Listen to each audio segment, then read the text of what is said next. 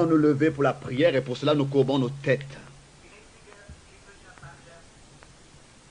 Père Céleste, plein de grâce, pendant que nous venons à toi ce soir, dans cette occasion, et aussi la grâce que nous avons de nous adresser à ton peuple, nous reconnaissons la grande nécessité dans ces heures et nous voyons aussi les possibilités que ton esprit soit infusé. Nous voulons nous approcher de toi de la manière juste. C'est pour cette raison que nous venons au nom du Seigneur Jésus-Christ. Et nous te demandons de nous faire grâce. Père, nous reconnaissons que devant nous, nous avons ceux que tu as rachetés au Seigneur par ton sang. Pour nous, ce travail serait trop difficile. C'est pour cette raison que nous te demandons que le Saint-Esprit puisse venir et lui-même prendre la parole et la dispenser, la distribuer et nous accorder les choses que nous avons besoin. Seigneur, je te demande que tu puisses nous accorder selon les désirs de notre cœur, les besoins de nos cœurs, guéris les malades, sauve ceux qui sont perdus, console ceux qui sont affligés et découragés et révèle-toi toi-même parmi nous, manifeste-toi. Que tu puisses, Seigneur, nous faire quelque chose ce soir de particulier. Seigneur, nous pensons après ta résurrection et ceux qui sont revenus de la tombe vide, ils étaient heureux et ils rendaient témoignage. Et Simon aussi rendait témoignage que tu es ressuscité. D'autres étaient en train d'aller sur le chemin d'Emmaüs et tu t'es adressé à eux sur le chemin. Et ils t'ont invité à la fin de la journée à entrer chez eux. Et nous sommes de nouveau à la fin d'un jour. Et nous te demandons, Seigneur, viens. Tu nous as aidés pendant tout ce jour. Aide-nous maintenant encore. Secours-nous dans ce temps. Et comme autrefois, tu as aidé Cléophias et son ami. Que tu puisses faire quelque chose. Ils t'ont reconnu parce que tu avais fait quelque chose que tu avais fait avant la crucifixion. Tu es ressuscité et tu te révèles aux siens. Et ils pouvaient aller et dire, en vérité, il est ressuscité. En vérité, il est ressuscité. Réellement, il est ressuscité. Que tu puisses te manifester ce soir parmi nous et faire ce que tu as fait avant ta crucifixion. Et prouve que après presque 2000 années, tu es vivant et que tu es le Dieu. Nous nous remettons entièrement à toi avec toutes nos requêtes et nous te les portons devant ton autel en or et nous t'invoquons au nom du Seigneur Jésus-Christ. Et nous te demandons que tu puisses nous accorder nos requêtes selon nos prières. Amen. Amen. Vous pouvez vous asseoir. Le jour d'aujourd'hui est un jour particulier, extraordinaire. A été un jour particulier. Déjà ce matin, pendant le déjeuner, nous étions avec beaucoup ensemble, avec tes frères et des sœurs. Et j'ai souvent été à un tel déjeuner ensemble. Mais aujourd'hui, c'était une exception. On nous a vraiment servi d'une manière extraordinaire. Il y avait assez à manger et à boire. Nous avons vraiment eu une fête déjà dès ce matin. Et les sœurs étaient occupées à refaire du café et à tout ce dont nous avons besoin. Et c'était sûrement, il n'y avait sûrement rien qui a manqué. Personne n'avait besoin de repartir avec l'estomac vide. J'ai eu la possibilité aujourd'hui comme jamais auparavant de parler dans une synagogue juive. C'était vraiment quelque chose de glorieux, de merveilleux. Nous avions eu une communion merveilleuse là-bas avec le frère Malkelson. Je crois qu'il a le titre de docteur. Et j'avais toujours voulu déjà le connaître. Je l'avais entendu parler à la radio. Vraiment un homme qui est soucieux de son peuple. Je voulais le rencontrer déjà depuis longtemps. Mais autrefois, il était en Palestine parmi son peuple. Dans son cœur, il y a vraiment la détresse pour son cœur, pour les siens, pour son peuple. Il m'a été dit que il a 76 ans et quelqu'un me demandait, frère Branham, quel âge tu as? Et j'ai dit, je viens de passer les 25 ans. Il a demandé, mais depuis quand? J'ai dit, depuis 27 ans. Et je pensais que je deviens âgé. Alors quand j'ai entendu qu'il avait 76 ans, je me suis ressenti de nouveau jeune. Et je pensais, je pourrais encore servir le Seigneur s'il tarde. Et je vois ici d'autres qui sont avec moi ici des vieux combattants du Seigneur. Il y a quelque chose qui se passe avec nous quand nous entendons que des hommes servent le Seigneur qui sont encore âgés. Et maintenant, je pense à F.F. Bosworth, un vieux combattant. Alors qu'il était en train de mourir, je me suis dépêché pour encore le saluer. Il avait 84 ans. Il est revenu avec moi de l'Afrique. Et ses bras avaient dépéri et son corps était faible. Et il a levé ses mains. Et moi, je l'ai serré dans mes bras. Et j'ai dit, mon papa, mon papa. Et déjà, les chars et les chevaux du ciel viennent te prendre. Il disait, frère Branham, ça c'est l'heure la plus glorieuse de ma vie. Je dis, mais est-ce que tu ne sais pas que tu vas mourir? Il a dit, mais je ne peux pas mourir, je suis déjà depuis 60 ans mort. Il disait, je fais que me préparer à changer mon domicile. Il a toujours eu un sens pour l'humour. Et nous parlions ensemble et il disait, frère Branham, de tout ce temps de mon ministère, c'est le moment le plus glorieux. Toutes les choses pour lesquelles j'ai vécu pendant ces 60 ans étaient Christ. Et il disait, à chaque moment, il viendra pour me prendre auprès de lui.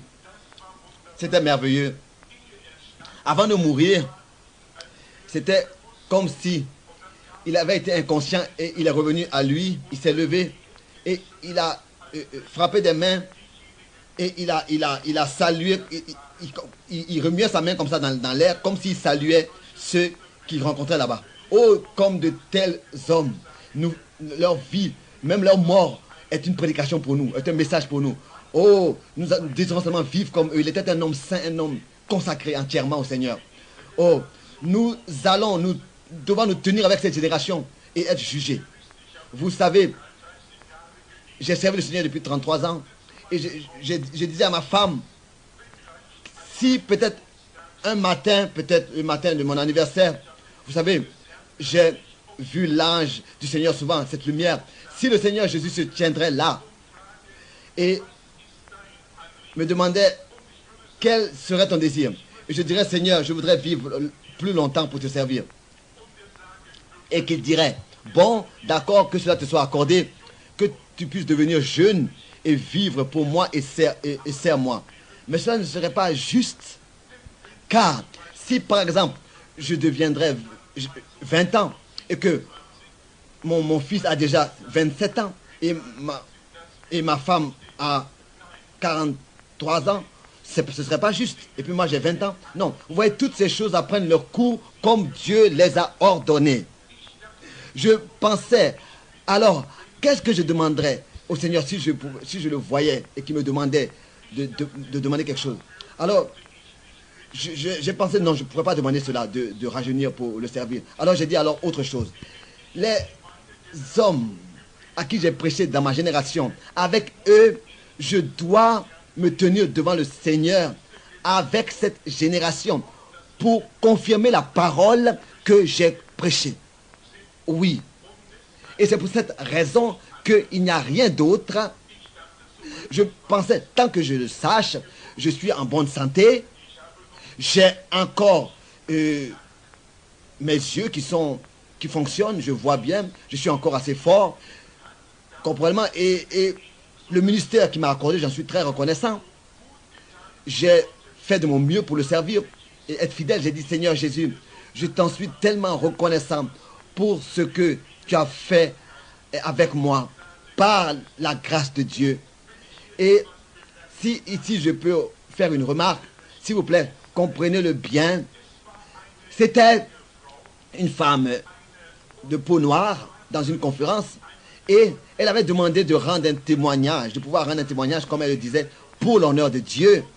Et elle s'est levée et elle a dit, je ne suis pas ce que je dois être et je ne suis pas ce que je voudrais être, mais je ne suis plus non plus ce que j'étais. Ça, c'était vraiment très bien. Je suis tellement reconnaissant de ce que je ne suis plus ce que j'étais. Et je crois que nous le sommes aussi tous ainsi parce que nous sommes passés de la mort à la vie. Si des hommes aujourd'hui se tiennent ici, qui n'ont pas encore cette certitude. Je fais confiance à Dieu qu'ils la recevront et que votre âme sera ancrée dans le port du repos avant que vous entrez par la porte. Vous voyez, l'heure tard, je sais que je parle toujours très tard, mais je vais faire en sorte de vous laisser partir à l'heure. Je ne vais pas commencer à prêcher car cela pourrait durer 6 heures. Il n'y a pas longtemps, j'ai prêché pendant 6 heures. C'est pour cette raison que je sais que vous ne voulez pas que je commence à prêcher. Je vais seulement lire un verset, une écriture, et je vais de manière courte parler de cela. Je ne sais pas, est-ce que nous allons prier pour les malades? Peut-être que nous aurons une ligne de prière. Je ne sais pas je ne sais pas ce que le Seigneur veut. Je veux seulement me tenir dans sa présence, demeurer dans sa présence, entrer en lui et attendre ce qu'il me dit de faire. Être sous son onction et attendre ce qu'il me dit de faire. Je pense que nous le voulons tous. Les prédicateurs doivent aussi le faire. Les prédicateurs ne doivent pas, comme ça, avant la réunion, être avec les gens et dans la société, mais rester calme dans la présence directe de Dieu. Ça, je l'ai mis en pratique comme ça. Avant une réunion, je ne parle à partir de 15 heures l'après-midi, je ne parle avec personne et je reste seul jusqu'à la réunion. Oui, donc, en tant qu'écriture, nous voulons aller dans l'Épître aux Hébreux, le chapitre 6, à partir du verset 13. J'aime lire la parole de Dieu, car je sais que cette parole ne peut pas faillir. Ma parole est une parole d'homme. Mais si je lis cette parole, alors je sais que c'est suffisant pour que notre encre puisse être ferme là-dedans. Nous voulons entendre, écouter avec attention. Je vous laisse le temps d'ouvrir l'écriture. Pensez à cela. Nous ne devons pas, comme ça, venir à l'assemblée seulement comme ça pour accomplir une formalité religieuse. Non, non. Nous devons venir pour vraiment avoir un désir ardent d'adorer. Et cela en esprit et dans la vérité. Nous devons profondément être sincères dans la plus profondeur de notre âme. Et être sincères les choses pour lesquelles nous pensons, nous faisons. Parce que les jours deviennent toujours plus mauvais et les temps deviennent toujours plus mauvais. Ce que nous faisons, nous devons le faire de tout notre être. Et nous voulons que chaque instant compte pour l'éternité. Particulièrement quand nous venons dans la maison du Seigneur. Je vois ici, ce soir, une jeune femme qui est assise sur une chaise roulante. Et aussi un jeune homme là-bas. Et d'autres encore qui sont assis ici. Et là-bas, il y a une femme aussi dans une chaise roulante. Et là-bas aussi, une autre femme dans une chaise roulante, une femme âgée. Il y en a qui ont des douleurs de cœur. Peut-être que ils ont entendu des centaines et des centaines de prédications et de messages, mais ce soir, ils sont ici pour être aidés et secourus dans leurs problèmes et leur état. Peut-être que ceux qui sont assis dans les chaises roulantes vivront longtemps. Peut-être qu'il y en a d'autres qui sont ici et qui ont un cancer et qui vont mourir dans les instants proches si rien ne se passe. Et il y en a qui sont là qui ont des douleurs de cœur, etc. Et tout semble être en ordre. Mais si rien ne se passe, ils pourront aussi mourir. Et peut-être qu'il y en a qui sont ici, qui ne connaissent pas encore le Seigneur Jésus. Et ils savent que s'ils ne le connaissent pas, et cela dans la puissance de sa résurrection et dans le pardon de leurs péchés, ils iront dans la perdition s'ils meurent. Et peut-être que il y en a qui sont ici, qui ont été justifiés, mais qui ne sont pas encore nés de nouveau par le Saint-Esprit. Vous voyez, quoi qu'ils sont justifiés, tous. Donc nous avons besoin de quelque chose. Oh, si je pouvais avoir une seule goutte du sang de Jésus, comment est-ce que j'estimerais cela? Et comment est-ce que j'essuierais mes larmes pour ne pas perdre cette goutte de sang, pour pas qu'elle tombe, qu'elle coule? Car je serai conscient de ce que j'ai et je ferai attention à chaque pas que je fais et où est-ce que je pose mes pieds, car je saurai comment me comporter avec le sang du Seigneur. Mais est-ce que vous savez que devant moi sont assis ceux qui par le sang de l'agneau ont été rachetés et affranchis. Il a versé son sang pour vous. Vous êtes justement, vous qui l'avez expérimenté. Et aujourd'hui, vous entendez son évangile. Comment est-ce que je dois être sincère et vous dire la vérité? Dieu, le jour du jugement, me rendra responsable de votre âme. Ici, il y a une grande responsabilité, particulièrement pour ceux qui conduisent le peuple de Dieu à l'extérieur des Écritures.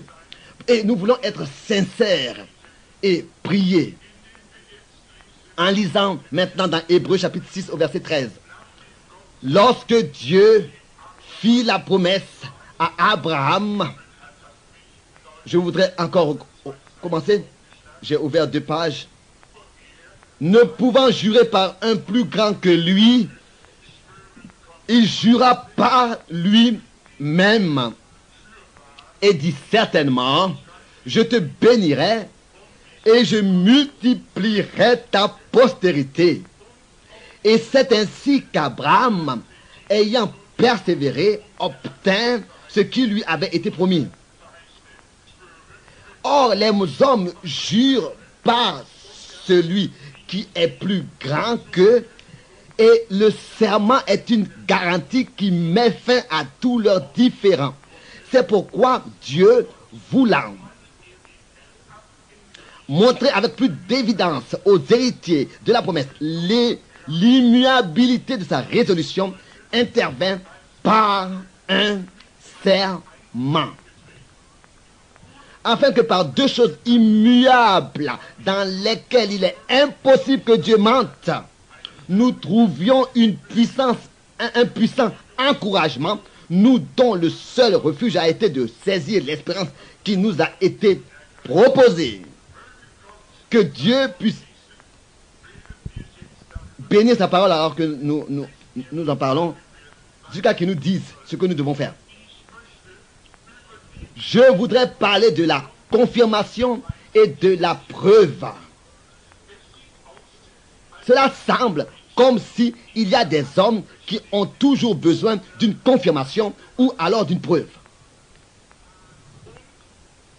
Et c'est ainsi que dans le temps où les hommes sont sceptiques et douteux et tout ce qui se passe, ils ont une disposition sceptique. Ils critiquent. Ils ont besoin d'une preuve, ils ont besoin d'une confirmation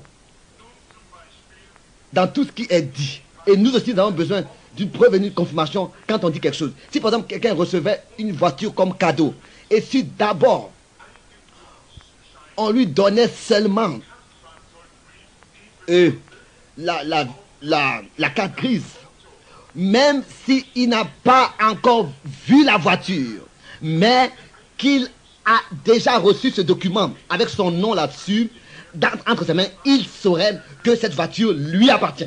Parce qu'il voit un document d'État avec son nom là-dessus. C'est la même chose aussi avec le cadeau, pardon, d'une terre.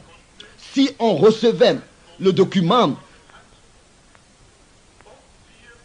du notaire, etc., même si on n'avait pas encore vu la propriété, le sol, la terre, on saurait que cela nous appartient. Comme la voiture aussi nous appartient. Même si nous ne l'avons pas encore vue, mais qu'on a entendu qu'elle nous appartient, qu'on l'ait vue ou pas. Parce que nous avons entre les mains le document de contrat et de propriété. C'est ainsi que l'appartenance est inscrite sur ce papier avec notre nom et la signature, comme une preuve que nous possédons déjà ce qui est écrit dans ce document. Et ici, dans Hébreux, il nous est dit, et particulièrement dans Hébreux 11, il nous est dit que la foi est une substance, est une espérance des choses qu'on ne voit pas, et est une conviction, est une substance.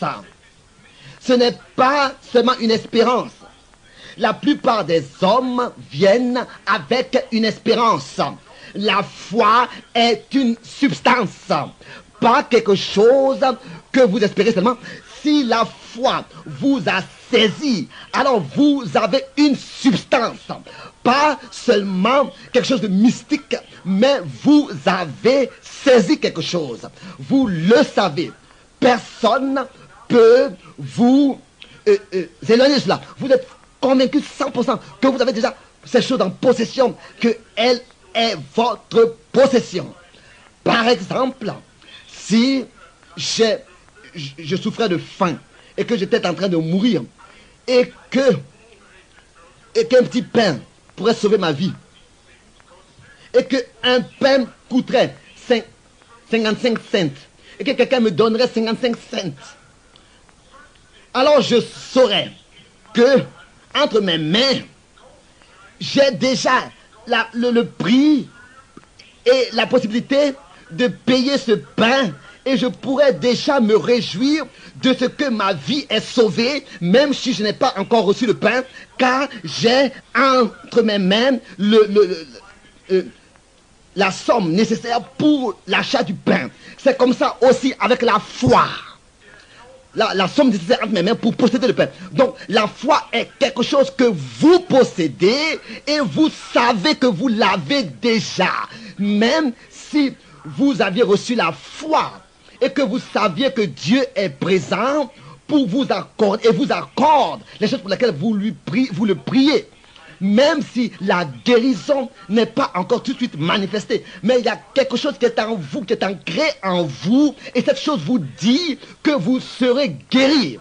Alors vous êtes déjà heureux étant encore dans votre chaise roulante, comme si vous seriez déjà en train de marcher sur la route et en train de louer Dieu.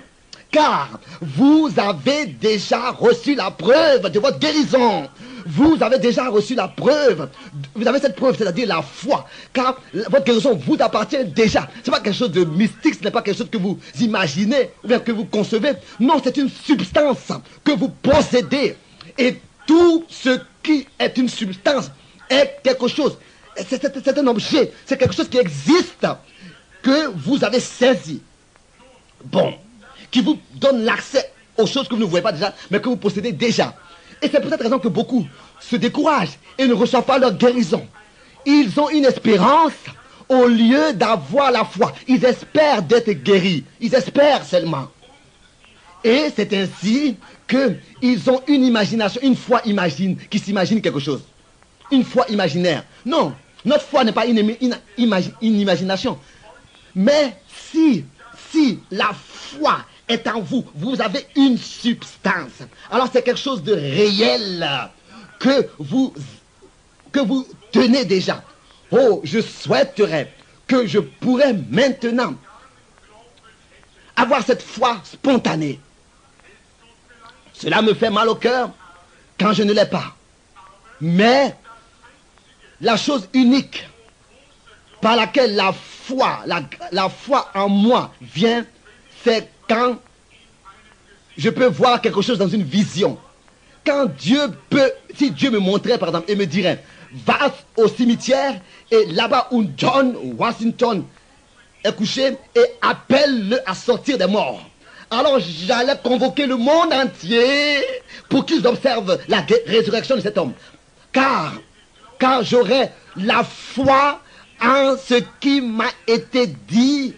Car personne et jamais Dieu a menti. À chaque fois qu'il a montré quelque chose, il a confirmé ce qu'il disait. Je crois que c'est la vérité. Vous voyez, c'est une chose qui a été édifiée et construite. Alors que j'étais déjà encore un jeune, je voyais des visions. Et pas une seule vision a manqué de s'accomplir. À chaque fois, ça a été la vérité. C'est pour cette raison que j'ai la foi.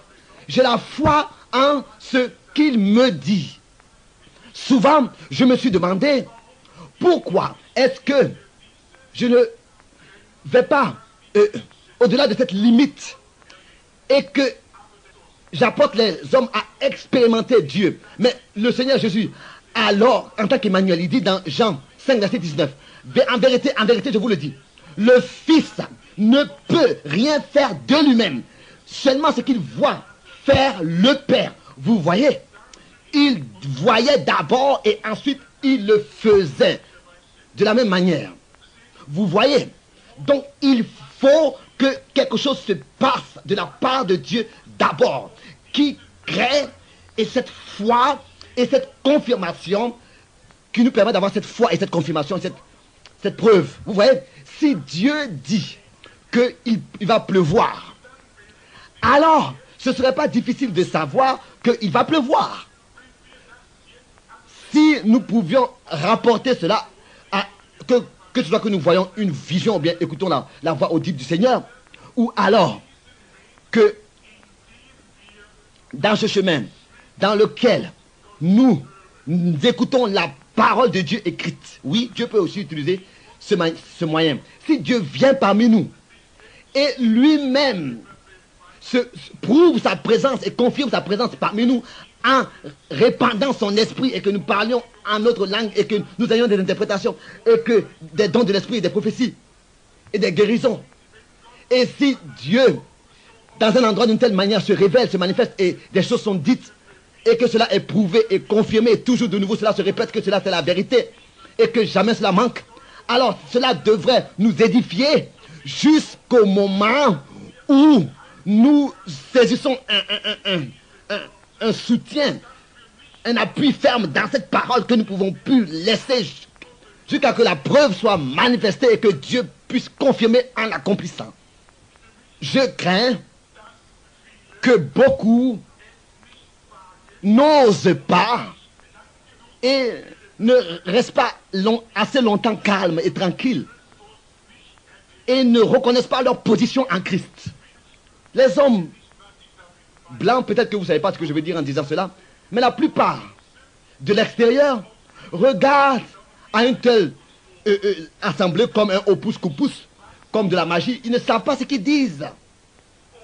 Et peut-être que nous allons devoir dire qu'il y a beaucoup de fausses choses et d'imitations qui se sont accomplies, qui ont été mal représentées. Mais avant de pouvoir avoir un faux billet, il faut que vous ayez un nouveau duquel le faux a été fait. Le vrai vient d'abord avant la falsification. Aussi longtemps qu'il y a beaucoup de falsification, il faut qu'il y ait aussi le vrai. Il y a un vrai Saint-Esprit. Il y a une vraie guérison divine. Il y a une vraie puissance de Dieu. Il y a une vraie foi dans la parole de Dieu. Et ça, c'est la confirmation, quelque chose qui est ancré. Oh, comme c'est merveilleux. Et quand cela est confirmé, oui, les hommes regardent à cela. C'est ainsi dans les hommes. Dieu les a créés comme ça. C'est ainsi que Dieu a créé l'homme et a formé l'homme. Pourquoi?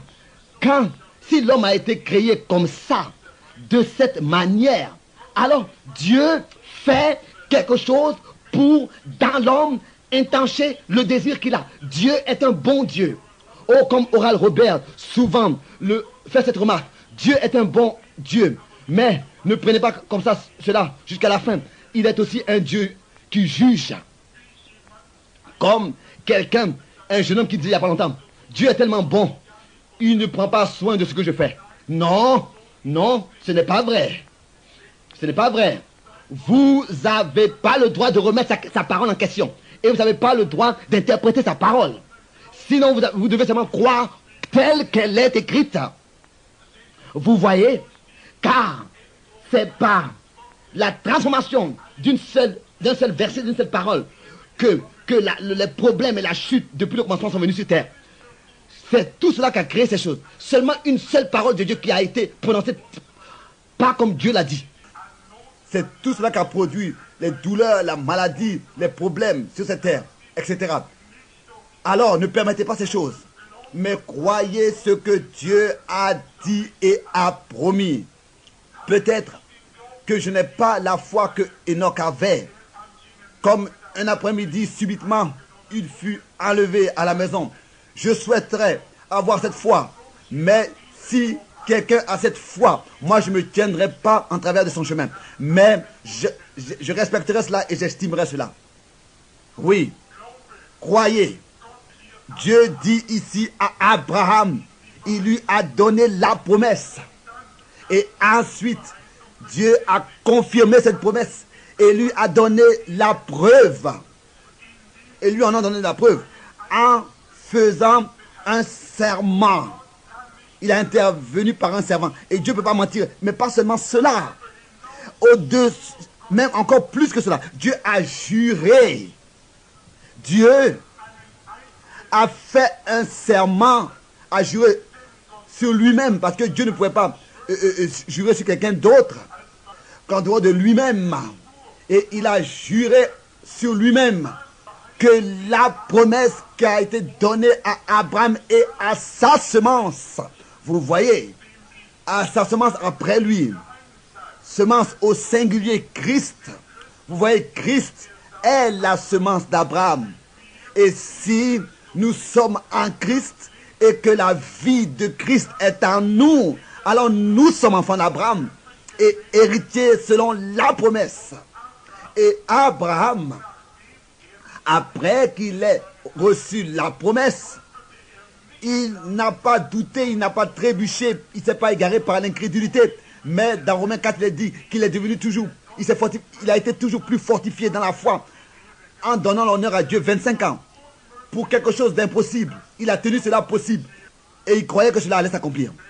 Car Sarah avait 65 ans et Abraham avait 75 ans, alors que le Seigneur leur a donné la promesse. Et il a fait que louer Dieu sans arrêt, que Dieu accomplira sa parole. Il croyait à l'impossible. J'espère que vous ne dites pas que je dis ces choses seulement pour les dire. Mais si vous lisez Genèse 18, vous verrez dans l'histoire d'Abraham qu'il lui a été dit, est-ce que quelque chose peut être étonnant de ma part ou bien impossible de ma part? Et c'est ainsi que, après la première semaine, peut-être qu'Abraham a posé la question à Sarah. Et peut-être après le prochain mois, il a demandé à Sarah que quelque chose s'est passé. Non, mais loué soit Dieu. Cela sera un miracle puissant. Et nous allons recevoir le Fils. Pourquoi? Abraham croyait Dieu. Il attrapait quelque chose dans sa main. Il se tenait à quelque chose. Il a eu dans la parole de Dieu un soutien. Nous devons nous attacher fermement à la promesse de Dieu, à la parole de Dieu. Vous voyez, les années sont passées et rien s'est accompli. Beaucoup d'années sont passées, mais il a dit oh, gloire à Dieu. Et ils ont même déjà pris les préparations pour la naissance qui devaient être prises. Ils savaient 100% que l'enfant allait venir parce que Dieu l'avait promis. Et nous sommes maintenant enfants d'Abraham, vus spirituellement. En Christ, nous devrions aussi se tenir un appui avec toute promesse de Dieu et remercier Dieu déjà comme si elle se serait déjà accomplie. Parce que c'est Dieu qui a parlé. Et il ne peut jamais reprendre ce qu'il a dit. Bon, même dans 1 Jean 5, il est dit aussi, il est parlé de croire Dieu, pas seulement croire en Dieu, mais de croire Dieu. Donc si Dieu fait par exemple une promesse, si Dieu promet quelque chose et prend une décision, la première décision, il ne peut jamais la changer. Parce qu'il est infini, il est parfait, il est tout puissant et il sait toutes choses à l'avance. Toutes ses promesses et toutes ses décisions sont irrévocables. Dieu est le Dieu infini, éternel, il est parfait dans chaque décision qu'il prend. Il n'a jamais besoin de les changer. Depuis le commencement, elles sont parfaites. Jamais Dieu a besoin de reprendre une décision qu'il a prise. Moi, je peux faire une promesse. Je ne sais pas si je vais pouvoir l'accomplir. Peut-être que je devrais la reprendre. Mais Dieu n'a pas besoin de le faire. Si Dieu est invoqué pour guérir une personne qui était malade, sur le fondement sur lequel Dieu a guéri la première personne, il doit aussi guérir la deuxième, la troisième et tous les autres. Si quelqu'un était perdu et qu'il revient à Dieu et qu'il vient à Dieu et qu'il veut expérimenter son salut, alors Et le même chemin pour le salut est aujourd'hui encore le même, sous le couvercle du sang versé. C'est ainsi que par la foi nous recevons le salut et la guérison en sa parole. Bon, Dieu, après qu'il ait confirmé, oh, je souhaite que nous aurions eu encore plus de temps, après que Dieu ait donné à Abraham les promesses, il les a confirmées et il lui a donné la circoncision. La circoncision était un signe, et c'était un signe dans sa chair. Je parle à une assemblée de plusieurs personnes, donc mélangées, mais vous me considérez comme votre frère, n'est-ce pas? Alors que Abraham a vieilli et comme la Bible dit, son corps était mort, il pouvait, lui, Abraham, regarder pas à la vieillesse de son corps, mais au signe qui était dans son corps. Et il savait que ce signe était la preuve de Dieu qu'il lui accomplira la parole de la promesse. Abraham ne regardait pas à la vieillesse de son corps. Abraham regardait à la preuve, au signe, à la circoncision. Dieu avait fait la promesse. Il avait dit, même si j'ai 90 ans, ou bien que même si Abraham est arrivé à un âge où il ne pourrait plus penser à avoir des enfants. Mais Abraham regardait à la preuve que Dieu a dit. Ceci est la preuve, donc le signe, la circoncision. Et c'est ainsi que Abraham a donné l'honneur à Dieu et était toujours plus fortifié dans la foi. Car c'était une preuve, c'était une confirmation que Dieu lui accomplira cette promesse. Bon, il a aussi promis que ses enfants resteront 400 ans, habiteront 400 ans dans un pays. Et si ils étaient là-bas 400 ans, il les fera sortir. C'est ainsi qu'ils ont été rendus esclaves et assujettis là-bas. Et cela semblait que Dieu leur avait tourné le dos. Mais selon sa promesse, Dieu leur a fait miséricorde. Dieu doit toujours accomplir ses promesses. Les Égyptiens ont maltraité les Israélites et leurs filles, etc. Et ils devaient là-bas travailler comme esclaves. On leur a donné des vieux pains, etc. Des pains moisis. Et ils étaient maltraités. Et cela semblait que Dieu permettait cela. Mais parfois, Dieu permet des choses d'une manière particulière, mais il confirme toujours sa parole. Et quand le temps de la promesse fut approché, alors dans le désert, un prophète a apparu avec le « Ainsi dit l'Éternel ». La colonne de feu est descendue et le mandat a été donné.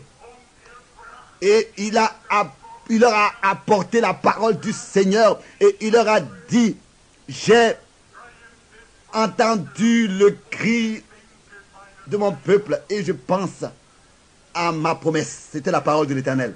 Vous voyez, Dieu le Seigneur a pensé, n'avait pas oublié ses promesses. Quoique il leur avait dit, il y aura un beau pays, un pays bien préparé pour vous, un beau pays avec du lait et du miel qui coule, déborde. Personne n'a besoin de mourir. Ils pouvaient entrer dans le beau pays. Personne auparavant d'eux avait été dans ce pays auparavant. Ils ne connaissaient pas ce pays. Mais ils avaient à agir dans la foi sur le fondement de la promesse. Et c'est ainsi qu'ils ont agi dans la foi. Et ils ont quitté l'Égypte sous la conduite de Dieu lui-même et de son prophète, qui leur disait, qui leur parlait de ce pays meilleur. Et ils sont sortis de l'Égypte et ils sont arrivés à Kades Barnea. Là-bas, à peu près, c'était là, alors que Josué, ce grand combattant, héros de bataille, était parmi eux, que avec Josué, ils ont traversé, Josué et Caleb, ils ont traversé le Jourdain pour espionner le pays et ils sont revenus avec la preuve de la parole de Dieu de Genèse, de Exode 3, que ce pays est un bon pays et que la parole de Dieu était parfaite et que ses promesses sont vraies, oui, ils avaient la preuve. Ils sont revenus avec la preuve entre les mains. Ils avaient la confirmation que le pays est véritablement tel que Dieu l'a dit. Ils avaient quelque chose entre les mains, pas seulement une prédication, quelque chose entre les mains. Que le pays est exactement tel que Dieu l'a dit. Ce que nous avons touché, nous vous l'annonçons, et la vie a été manifestée. Il y avait 2 personnes qui portaient une grappe de raisin, et le peuple pouvait goûter cette grappe et goûter que Dieu est bon. C'était une confirmation que Dieu confirme sa parole. Mais si nous avons goûté que Dieu est bon, bien mes frères et sœurs, nous devons nous avancer et devenir des pierres vivantes pour former un édifice dans ce temps présent. Que Dieu établisse sa demeure dans notre cœur. C'est de ça qu'il s'agit. Car dans Hébreux 6, il est dit qu'ils avaient aussi goûté les puissances à venir. Mais qu'est-ce qu'ils ont produit? Des ronces. Il s'agit que la même vie qui était dans le grain de blé puisse être manifestée par nous qui écoutons la prédication qui prouve et qui montre que le pays est vrai et est véritable. Ils avaient la preuve, la prédication de la preuve parmi eux. Ils pouvaient goûter les fruits du pays. Ils avaient la confirmation parmi eux que le pays est tel que Dieu l'a dit et que ce pays est là. Ils avaient quelque chose entre les mains. Oh, si la Bible dit dans 1 Jean 5, ce que nous avons vu est touché de nos mains, et nous vous annonçons, et la vie a été manifestée. Il s'agit de ça. Il y avait 2 hommes qui portaient les grains de raisin, et le peuple pouvait goûter que le pays est bon. Mais ça ne suffisait pas, il fallait entrer, il fallait passer par le Jourdain. Il faut qu'il y ait une mort et une marche en nouveauté de vie. Oui, c'est ainsi que Israël plus tard est passé par le Jourdain et s'est emparé du pays et l'ont partagé. Ils étaient un peuple, ils étaient une nation. Vous voyez, ils ont nourri leurs enfants et ils ont pris soin d'eux et ils vivaient heureux. Et Dieu a mis de la crainte dans toutes les autres nations. Mais après beaucoup d'années, ils ont malgré tout dû construire des cimetières. Car les vieux combattants de la foi ont vieilli et sont arrivés à la fin de leur vie et sont morts. Et ensuite, on a vu donc les différentes tombes. Et c'est dans ce pays glorieux que Dieu avait promis que des tombes ont été construites. Ils devaient mourir malgré qu'ils sont entrés en possession, malgré qu'ils étaient dans ce bon pays et qu'ils se régalaient des bons fruits. Mais un jour, le Seigneur des Seigneurs, le roi de tous les rois, est venu et il a parlé de notre pays. Il a dit, dans la maison de mon Père, il y a beaucoup de demeures. Si ce n'était pas ainsi, je vous l'aurais dit. Je vais vous préparer une demeure. Et je reviens pour vous prendre auprès de moi, pour que vous soyez là où je suis. Vous voyez, tous ceux qui sont fidèles, même si vous devez mourir, là-bas, il y a un pays dans lequel nous n'allons jamais mourir. Là-bas, il y a la vie après la mort. Oh, quelle promesse merveilleuse pour l'homme. Beaucoup devraient être étonnés et surpris. Ce que Dieu a préparé, mais lui aussi, il est arrivé au moment du jugement. Lui aussi, il a porté sur lui notre jugement à Golgotha. Romains 8. Car c'est sur lui que les péchés du monde qui ont été portés par lui ont été placés à Golgotha. Et il est passé par le Jourdain de la mort dans l'autre pays, pour entrer dans notre pays. Et après qu'il soit resté 3 jours et 3 nuits, il est sorti, il est mort, et la terre a rendu témoignage de sa mort. Le soleil s'est obscurci, et la terre s'est ébranlée. Les rochers ont sauté. Mais le 3e jour, il est ressuscité en tant qu'une preuve qu'il y a la vie après la mort. Et qu'après la mort, nous ne mourrons pas. Oh, loué sois-tu, Seigneur. Il y a la vie après la mort. Il disait à ses disciples, je vous donne déjà la preuve, je vous donne déjà les arts de l'esprit maintenant. tel qu'il a donné à Abraham par la circoncision. C'était un signe. Il faut que nous soyons scellés du Saint-Esprit. Il a dit, attendez à Jérusalem jusqu'à ce que vous soyez revêtus, jusqu'à ce que vous receviez la confirmation, jusqu'à ce que vous receviez la preuve. Ce sont les arts de l'Esprit et ils ont attendu. Et je vous dis que le 10e jour, un bruit tumultueux, un vent tumultueux, un bruit du ciel est descendu et a rempli toute la maison dans laquelle ils étaient réunis. Et tous ont été remplis du Saint-Esprit. Et des langues de feu leur est apparu. Et ils ont parlé en autre langue, tel que l'Esprit leur donnait de s'exprimer. Qu'est-ce que c'était? C'est le temps où nous sommes arrivés aussi. C'était la preuve. La preuve que notre Josué, le Seigneur Jésus, notre Sauveur, est revenu de ce beau pays et qui nous a apporté la preuve que si nous mourons, nous vivons. Oh! Une confirmation. Il est revenu le jour de la Pentecôte du pays avec la preuve. Oui, en donnant la preuve à son peuple. Et maintenant, aujourd'hui, après plus de 2000 années, nous pouvons toujours de nouveau voir et constater où est-ce que nous étions autrefois, là-bas dans la pourriture du péché. Et je vous dis que le péché, c'est l'incrédulité. Ça, c'est le péché original, l'unique péché. Quelque part, je prêchais dans une église méthodiste. Et subitement, il y a une femme qui m'a interrompu. Je disais, de boire seulement, ce n'est pas du péché. Commettre l'adultère, ce n'est pas du péché. Mentir, voler, tout ça. Et subitement, cette sainte sœur a dit, cette sœur sanctifiée, a dit, mais dis-moi alors, enfin, qu'est-ce que c'est que le péché? C'est le péché, c'est l'incrédulité. Vous faites toutes ces autres choses-là parce que vous ne croyez pas.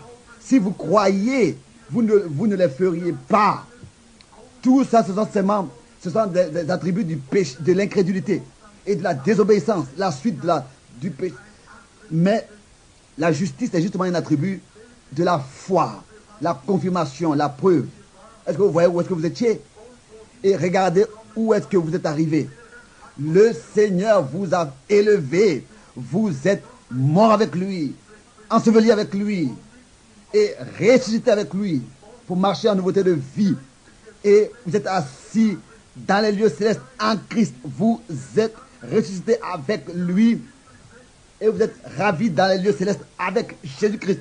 Et tous les démons doivent vous être soumis. Oui, nous sommes assis dans la présence vivante du Seigneur Jésus. Vous devez saisir quelque chose. Vous voyez, c'est la même preuve, le même fondement, la même foi qui, une fois pour toutes, a été transmise aux saints.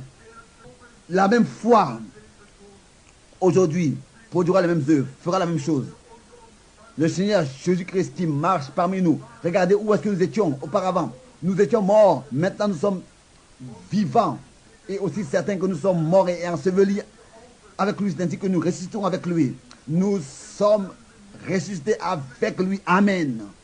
Oh, je me sens maintenant très bien dans la présence de Dieu. Pourquoi? Nous sommes morts et notre vie est cachée avec Christ en Dieu, scellée par le Saint-Esprit. Colossiens chapitre 3. Oh, je peux regarder où est-ce que j'étais. Vous voyez, pendant mes morts, il y a 33 ans d'ici. Nous sommes devenus une nouvelle création en Christ. Nous sommes ressuscités avec lui. Et nous sommes maintenant assis avec lui dans les lieux célestes. Avec l'autorité de sa parole. Et chaque démon doit nous être soumis. Et rien ne nous nuira. Il a dit, en mon nom, vous chasserez des démons. Et vous imposerez les mains aux malades. Et si vous mangez du poison, cela ne vous nuira pas. Ça, c'est sa promesse. Pour ceux qui croient. C'est une confirmation de sa promesse. Oh, si nous pouvions confesser nos faiblesses et que Dieu puisse nous accorder la force et la foi dans la présence vivante de Jésus-Christ ce soir, le Fils de Dieu. Je me tenais ici avec 2 de mes amis en février, alors que là-bas, en Arizona, nous étions avec 2 de mes amis et nous avions vu 2 étoiles et nous remarquions comment est-ce qu'ils étaient proches l'un de l'autre et nous ne savions pas à quelle distance ils étaient éloignés et aussi de quelle distance ils étaient éloignés l'un de l'autre. Et je disais, pensez seulement au Dieu qui a créé l'univers, qui a créé tout le système d'étoiles, des étoiles. Lui qui a créé le ciel et la terre par sa parole créatrice qu'il a prononcée. Vous voyez, une parole est une pensée qui est exprimée. Dieu a pensé et ensuite il a exprimé et cela s'est accompli. Et le monde a été formé par la parole de Dieu. Et tout ce que nous voyons, ou bien alors ce que nous ne voyons pas, tout a été créé par la parole de Dieu. Il a dit, et cela doit s'accomplir. Tout ce que sa parole dit doit s'accomplir.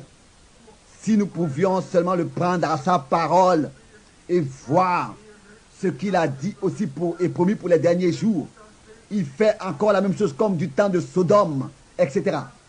Que nous puissions saisir la parole la parole promise pour aujourd'hui. Vous voyez, que nous puissions ancrer notre foi dans les promesses de Dieu. Nous voulons courber nos têtes. Seigneur Jésus, il s'agit de la confirmation. Oh, comme nous te remercions pour ta présence sainte ce soir, divine. Oh, si les hommes pouvaient seulement le comprendre, quelle autorité ils ont en toi. Oh, comme cela serait grand, Seigneur, s'ils pouvaient seulement le croire et avoir la confiance que ce soir, par la foi, ils puissent tenir leur soutien, leur support, tel que cela a été prêché. Dans la Bible, ils l'ont lu, d'autres l'ont vu, qui employaient la foi. Oh Dieu Tout-Puissant, toi, le Tout-Puissant, qui est devenu chair et qui a habité parmi nous, tu es maintenant devenu chair dans notre chair par le Saint-Esprit ce soir. Et tu vivifies ta parole, tu la rends vivante. Et cette parole que tu nous adresses, que tu prononces, accorde-le ce soir, que tous les croyants le voient et l'expérimentent et soient guéris. Et que tous les incroyants puissent recevoir des yeux ouverts dans la présence de Jésus-Christ et recevoir une confirmation de ta résurrection manifestée parmi nous. Et que le même Dieu de Josué est notre Dieu ce soir. Seigneur, tu es comme Josué et tu es revenu de l'autre pays et tu nous as ramené le fruit de ce pays. Tu nous as montré le fruit de ce pays. Et maintenant, nous sommes considérés comme des morts et ensevelis avec toi. Et notre vie est cachée avec toi en Dieu. Oui, tu nous as établis dans les lieux célestes en Christ. Oh Dieu, accorde que les hommes puissent le comprendre. Et nous voulons te louer au nom de Jésus-Christ. Avec nos têtes courbées, je voulais maintenant, dans le recueillement et la crainte, poser la question. Et je voudrais que vous puissiez la répondre de la profondeur de votre cœur. Je vous demande devant Dieu de le faire. Si vous n'avez pas encore reçu cette promesse de la vie éternelle, et que vous savez que le Saint-Esprit est à l'œuvre dans votre vie, agit, et vous voulez maintenant recevoir la réalité de la vie éternelle sur cette terre, alors que vous allez courber vos têtes et fermer vos yeux, levez vos mains en disant, priez, prie pour moi, frère Branham. Que Dieu vous bénisse, que Dieu vous bénisse. Bon, c'est bien. Peut-être encore quelqu'un, vous dites, frère Branham, prie pour moi. Je voudrais recevoir cette confirmation de mon cœur. Je voudrais être ancré en Christ. Mes péchés, les apporter sous le sang et recevoir la paix de Dieu qui surpasse toute intelligence humaine. Vous voulez maintenant, je voudrais prier pour vous. Est-ce qu'il y aurait encore quelqu'un qui voudrait lever la main? Merci. Loué soit le Seigneur, ça c'est très bien. Levez vos mains. Je vois aussi là-bas, derrière, des mains levées. Vous aussi, prédicateurs. Il vous voit tous. Il vous voit. Continuez à prier. Je le vois, jeune homme. Continuez à prier. C'est bien. Notre Père Céleste, tu as vu les mains Et selon ce que nous savons, l'atmosphère garderait nos mains vers le sol. Mais c'est quelque chose, c'est l'esprit qui a pris une décision en eux et ils ont levé leurs mains. Quelque chose a parlé à leur cœur. Le Dieu du ciel. Et ils veulent être juste avec toi. Et ils ont levé leurs mains. Père, je te demande, sois avec chacun d'eux au nom de Jésus-Christ. Amen. Combien sont ici dans le bâtiment? J'ai essayé d'adresser un appel à l'hôtel, mais le Saint-Esprit m'a arrêté. Cela semble étrange, mais cela s'est accompli. Il m'a arrêté. Il m'a dit non, tu n'as pas encore donné la confirmation de ma présence. Combien sont venus pour qu'on prie pour eux et que vous croyez que Jésus-Christ, le Fils de Dieu, est ici présent? Levez vos mains partout. Merci. Un moment, peut-être un peu plus tard, vous priez et vous demandez à Dieu, Seigneur, je crois. Et le prédicateur a prêché, d'autres l'ont lu, et je sais que tu es grand sacrificateur qui a compassion avec nos faiblesses. Et il est écrit, tu es le même hier, aujourd'hui et le même éternellement. Je voudrais te toucher, Seigneur. Et si frère Branham nous a dit la vérité, il ne nous connaît pas, il ne sait rien de nous, que tu puisses parler par ses lèvres avec nous, de nouveau par les lèvres, tel que tu as parlé par les lèvres de Jésus autrefois, cette femme au puits, ou bien cette femme avec les lèvres, par les lèvres de Christ, comme cette femme au puits et d'autres, et dit, Seigneur, je te touche maintenant. Vous voyez, vous savez, c'est un don. C'est comme si quelqu'un met une vitesse, et si vous lui demandez, Dieu vous l'accordera. Et s'il le fait par sa grâce, alors nous pouvons repartir à la maison ce soir et dire réellement, le Seigneur est ressuscité. Et nous avons la confirmation qu'il a promis que les œuvres que j'ai faites, vous les ferez aussi. Les mêmes œuvres, comme nous l'avons dit hier soir. Il est le même hier, aujourd'hui et le même éternellement. Les Écritures le confirment. Mais nous vivons dans un temps comme Sodome et Gomorrhe. Et il nous a été enseigné que l'Église élue est appelée à sortir de toutes choses, du monde, de l'esprit du monde et du train de ce monde, comme autrefois. Sodome a été brûlé. C'est ainsi que, auparavant, l'Église est sortie. C'est ainsi que nous savons que bientôt, le monde va brûler. Et tous ceux qui sont en Sodome, s'il vous plaît, sortez, sortez, sortez de l'Église. De quelle Église? Sortez et venez dans l'Église. Dans quelle Église? Dans l'Église des nouveau-nés. En Christ, il y a seulement une seule Église. Vous ne pouvez pas devenir, vous ne pouvez pas y adhérer. Vous devez naître en elle. Que Dieu puisse exaucer vos prières. Que Dieu maintenant puisse parler avec vous. Nous allons observer chacun selon la lignée de prière. Ça n'a pas d'importance. D'où est-ce que vous êtes assis? Priez simplement, qu'il soit prié pour vous, bien pour quelqu'un d'autre. Que Dieu vous bénisse, c'est bien. Regardez s'il vous plaît devant. Et dites dans votre cœur, Seigneur Jésus, je crois à ta parole. Et la Bible dit dans Hébreux 4. Et nous savons que c'est écrit ainsi au verset 12. Hébreux 4. Jésus est la parole. Il est la parole qui est devenue chair. C'est ainsi que la Bible dit. Et dans Hébreux 4 au verset 12, il est écrit que la parole de Dieu est plus tranchante qu'une épée à deux tranchants. Et elle pénètre et sépare tout. Jésus-Christ parlait autrefois et disait, ta foi t'a guéri, ta foi t'a aidé, t'a secouru. Ça c'est la parole. Et si vous demeurez en moi, que mes paroles demeurent en vous, la parole est efficace, plus tranchante qu'une épée. Quelqu'un qui a deux tranchants pénètre jusqu'à partager âme et esprit. Vous voyez, Jésus-Christ a donné la promesse. Si vous demeurez en lui, pas dans vos doctrines et dans les religions, mais si vous demeurez en lui et sa parole demeure en vous, alors vous pouvez demander ce que vous voulez. Car la parole discerne même les pensées de nos cœurs. Croyez-le et faites confiance. Il confirme ce que j'ai dit en tant que la vérité. Soyez dans le recueillement. D'abord on prêche, on apporte la parole, mais je voulais tout de suite appeler à l'hôtel, mais il m'a dit d'abord de faire ce que je vais faire maintenant. Et sûrement qu'il va m'aider. Oui, ici il y a une femme qui est assise là-bas. Elle a un vêtement rouge. Elle prie pour sa mère. Elle a des cheveux noirs. Lève-toi s'il te plaît, dame. Est-ce que tu as une carte de prière? Non. Il y a quelque chose de particulier qui s'est passé tout à l'heure avec toi.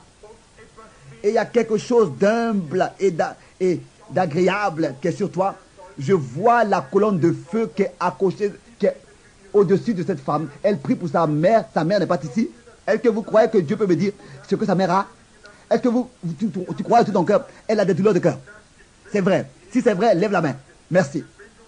Si tu vas, tu la trouveras guérie quand tu iras à la maison. Tu la trouveras guérie.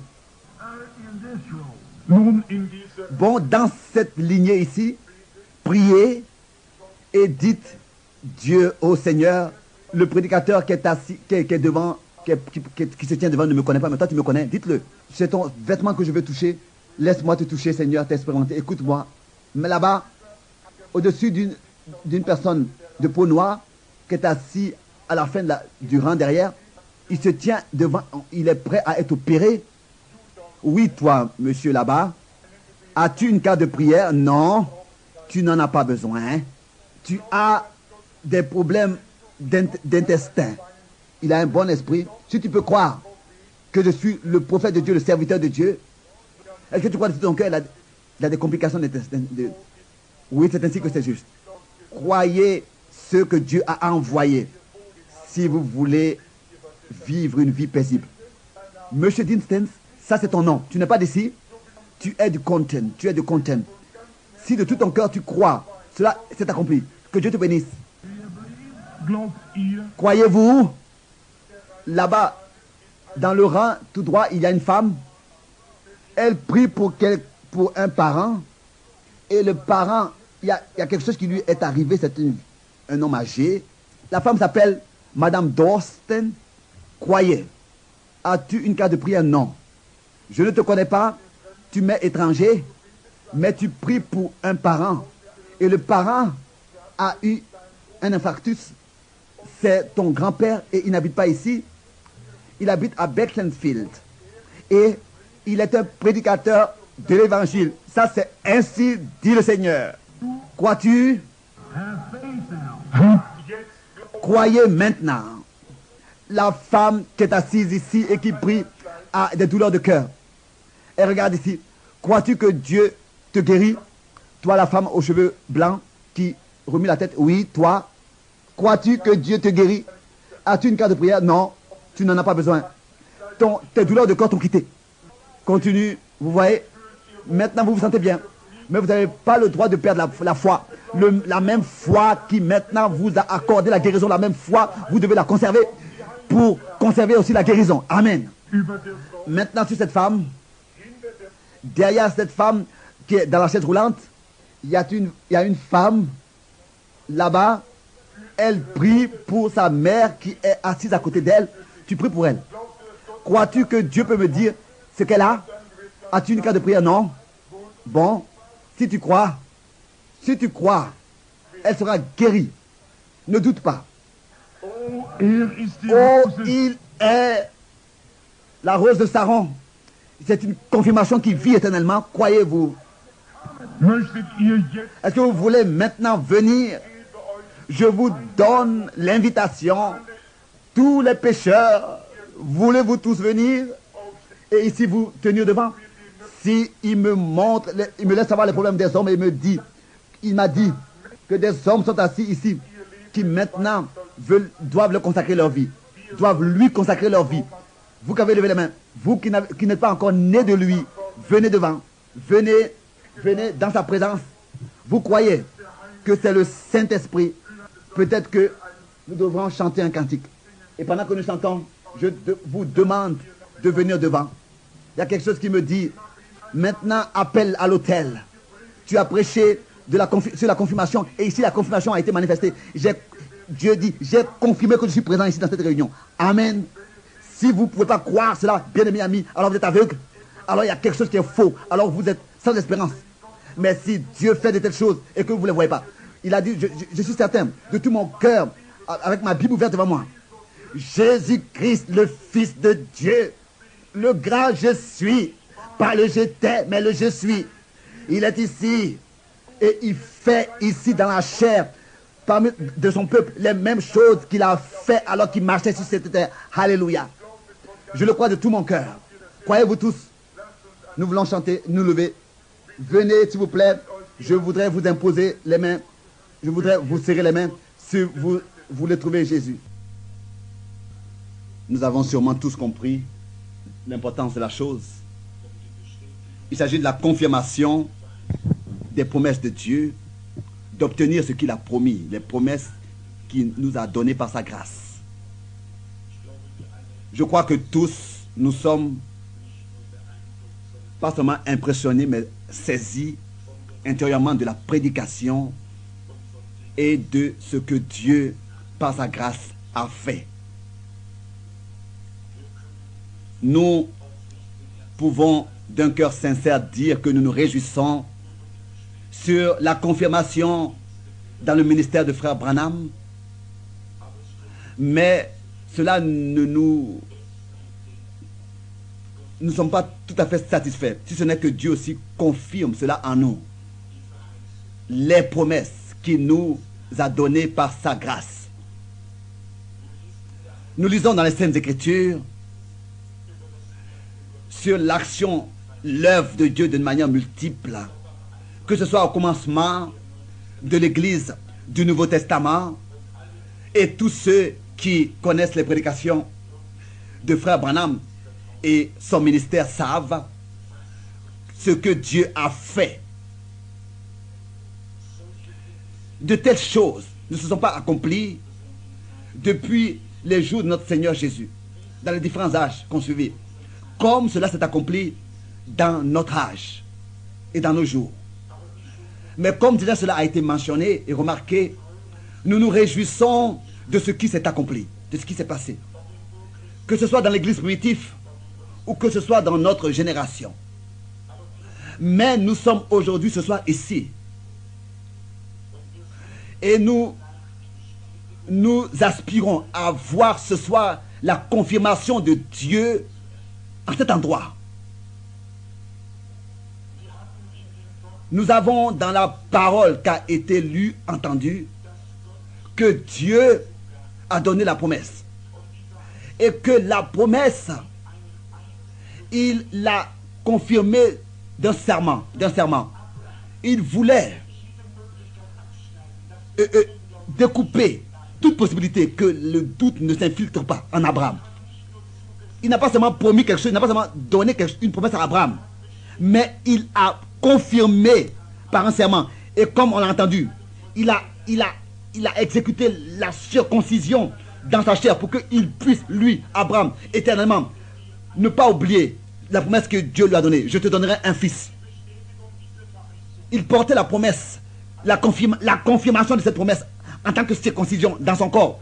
Et c'est ainsi que jour par jour, il pouvait, par la circoncision, être rappelé du serment que Dieu a fait. Pas seulement une promesse, mais que Dieu l'a fait, pas seulement une promesse, mais a juré sur lui-même. Et Dieu, dans sa fidélité, a juré en lui-même avec un serment que ce qu'il a dit est irrévocable. Est une résolution immuable. Que ce que Dieu dit est 100% ainsi. On ne peut pas changer ses promesses. Il faut que ça s'accomplisse. Notre confirmation a eu lieu à Golgotha. C'est là que le Seigneur de son saint sang a scellé ce qu'il nous promet dans sa parole. C'est à Golgotha que nous regardons. Tel qu'Abraham pouvait regarder dans son corps la circoncision, nous regardons à Golgotha. Et Dieu a pas seulement promis, mais il a confirmé que ce soir, nous n'avons pas seulement une espérance, mais nous avons une substance en nous, une certitude que Dieu nous a accordée. Et la comparaison avec un extrait de naissance est quelque chose de particulier. Qu'est-ce que nous tenons ce soir dans nos mains quand nous ouvrons la Bible? Est-ce que c'est seulement un livre par lequel nous enrichissons notre connaissance, ou bien est-ce que nous avons dans cette Sainte Écriture quelque chose que Dieu personnellement nous a promis, nous promet à toi, toi qui lis là, il te promet ça, des promesses qu'il a promis et qu'il a données. Ça c'est plus qu'un extrait de naissance de ce monde. Là, quelqu'un pourrait encore venir et dire, je l'ai accordé, mais je veux le recevoir. Comme un contrat. C'est plus qu'un contrat. Et Dieu en Christ nous a accordé tout. Et il ne le regrette pas. Il ne va pas reprendre ce qu'il a donné. Au contraire. Quelqu'un qui fait un contrat, qui vend une voiture, qui donne un contrat, il peut demain venir et dire, je regrette de te l'avoir vendu, rends-moi ça. Non. Il est écrit que Dieu nous a donné son Fils et il nous donnera tout avec lui. Romains 8, dans le verset 34. Qu'est-ce que nous devons faire aujourd'hui? Nous devons à notre Dieu beaucoup de reconnaissance, de lui faire confiance et de lui exprimer de la foi dans ce qu'il a dit. Car, et lui dire, Seigneur, ce soir, tu as parlé avec nous, et ce soir, par ta parole, tu nous as, d'une manière nouvelle, représenté devant les yeux les promesses que tu as données à l'église. Ce soir, nous voulons expérimenter la confirmation de ta parole dans notre esprit, dans notre âme et dans notre corps. Et auprès de Dieu, tout est possible. Alléluia. Nous devons seulement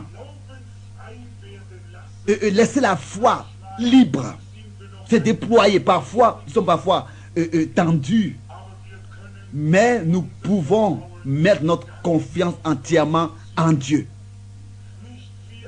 Ce n'est pas nous qui avons pris la responsabilité que la parole de Dieu soit promise, soit confirmée. C'est Dieu lui-même qui a pris la responsabilité pour nous et pour sa parole. Nous avons seulement à croire. Nous avons seulement à croire. Parfois on pense, oui, que c'est nous qui sommes responsables de confirmer la parole. Non. Nous avons seulement une seule chose à faire. C'est de croire comme Abraham a cru et d'être obéissant. Et a pris Dieu à sa parole et de prendre Dieu à sa parole. Nous avons entendu que Abraham a toujours été fortifié dans la foi, Romains 4. Tous les jours, d'une manière nouvelle, il a été toujours plus fortifié et il a apporté la louange et l'honneur et l'adoration à Dieu. Bien-aimés frères et bien-aimés sœurs et bien-aimés amis, ce soir, le Seigneur veut à nous confirmer sa parole. Dieu n'est pas mort comme certains le pensent. Jésus vit. Il vit dans notre cœur. Il a parlé avec nous. Et ça aussi, cela m'a touché le cœur dans la prédication. Frère Branham mentionne les visions qui lui sont montrées. Et alors, il avait la foi absolue. Car il sait que Dieu le fera. Tout ce que Dieu lui montre, Dieu le fera. Et il dit que même si on entend la voix audible du Seigneur, hein, etc., mais il vient à parler de ce qui est général. Et ensuite il dit, tous ceux qui écoutent la parole du Seigneur et qui la reçoivent dans la foi expérimenteront la confirmation de la parole promise. Et cela aussi est pour nous tous. Nous peut-être que nous ne voyons pas des visions, bien nous n'avons pas entendu la parole, la voix audible du Seigneur, mais nous écoutons sa parole vivante. Et si nous la croyons, elle ne pourra pas venir vide à lui. Elle produira l'effet pour lequel elle a été envoyée. Et accomplira tous ses desseins. Dieu sait nos difficultés, nos problèmes et ce dont nous avons besoin. Je suis convaincu que le Seigneur aujourd'hui veut nous appeler à prendre notre responsabilité. De ne pas simplement comme ça aller et vivre comme on veut, mais avec notre Dieu, prendre les choses sérieuses et mettre notre vie en ordre. Que ce soit genoux, âgés, tous, nous devons cela au Seigneur. De lui consacrer entièrement notre vie, de nous mettre à sa disposition et de nous placer sur son autel pour que sa parole en nous puisse être confirmée. Avez-vous ce soir cette foi? Par la parole qui est prêchée vient la foi. C'est écrit dans Romains 10. La foi vient de ce qu'on entend et ce qu'on entend vient de la parole du Christ, la parole de Dieu. Nous avons entendu la parole de Dieu et la foi est le résultat de la prédication de la parole de Dieu. C'est ainsi que nous voulons aujourd'hui, ce soir, en cet endroit, savoir cette foi que nous avons reçue par le coup de sa parole, confirmée par Dieu, que cette foi soit confirmée par Dieu. Combien savent que le Seigneur est présent? Levons-nous. Nous nous levons ensemble et nous chanterons peut-être ce cœur tel que je suis sans rien de moi. Nous voulons dans le recueillement le faire ensemble et de cette manière parler avec le Seigneur.